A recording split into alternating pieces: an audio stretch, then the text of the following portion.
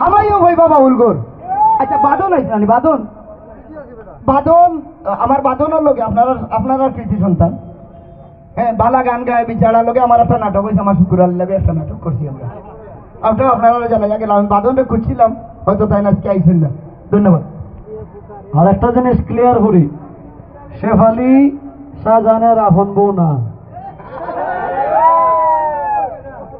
শেফালি শুকুর আলীর আপন বউ না,